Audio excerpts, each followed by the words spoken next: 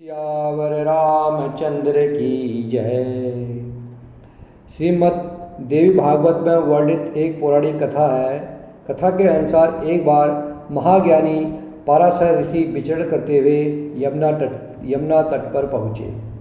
उन्होंने यमुना पार उतरने के लिए मल्लाह जो नौका चलाता है से कहा, हमें यमुना के उस पार उतार दो। उस समय नाविक भोजन कर रहा था। उसने अपनी पुत्री मत्स्यगंधा को संबोधित करते हुए कहा, हे पुत्री, मैं इस समय भोजन कर रहा हूँ। भोजन छोड़कर उठने पर अन्न का अपमान होगा, अतः तुम महात्मा जी को नाव में बिठाकर उस पार पहुँचा दो। पिता की आज्ञा मानकर मत्स्यगंधा पराशर मुनि को नाव में बिठाई और नाव चलाती हुई उस पार ले जाने लगी।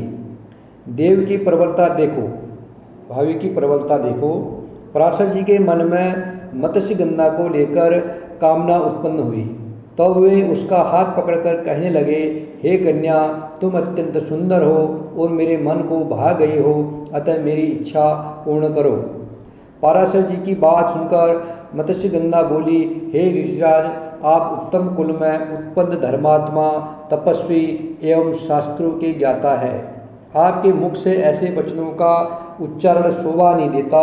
संसार में मनुष्य का जन्म पाना दुर्लभ है और उसमें भी दुर्लभ है ब्राह्मण कुल में जन्म पाना।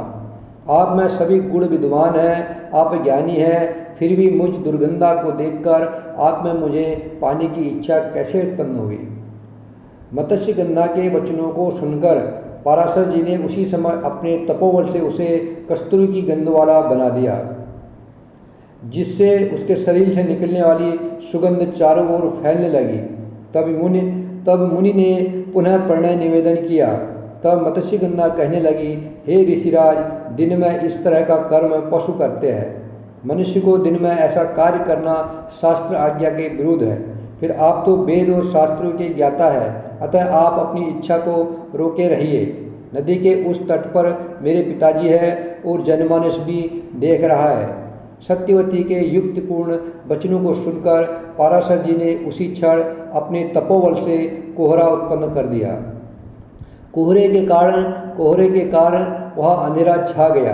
पुनः सत्यवती मत्स्यगंधा कहने लगी कि हे ऋषिराज, मैं अविवाहिता कुंवारी कन्या हूँ। मेरे साथ यह कर्म करके आप चले जाएंगे, किंतु मेरी क्या गति होगी, क्योंकि आपका अमोघ वीर्य व्यर्थ नहीं जाएगा।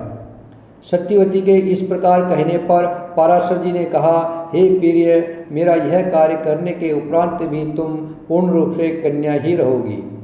यदि तो तुम कोई वर मांगना चाहती हो तो मांग लो। श्री पराशर जी के वचनों को सुनकर सत्यवती कहने लगी, हे ऋषिराज, आप मुझ पर प्रसन्न है और वर देना चाहते हैं तो यह वर दें कि मेरी कन्याव्रत भंग न हो तथा मेरे तन में यह सुगंध सदैव बनी रहे और मैं सदैव युवती बनी रहूं। मेरे गर्भ से उत्पन्न होने वाला बालक आपके समान तेजस्वी हो। मेरे पिता को इस रहस्य का ज्ञान न हो। सत्यवती के गंभीर वचनों को सुनकर पराशर जी ने वर देते हुए कहा, हे सत्यवती, तेरे गर्भ से उत्पन्न होने वाला बालक भगवान श्री हरि का अवतार होगा और वेद के गूढ़ रहस्यों का ज्ञान अर्जित करके वेद को 4 भागों में विभाजित करेगा। यह कहकर पराशर जी चले गए। सत्यवती के गर्भ से समय अनुसार पुत्र की उत्पत्ति हुई।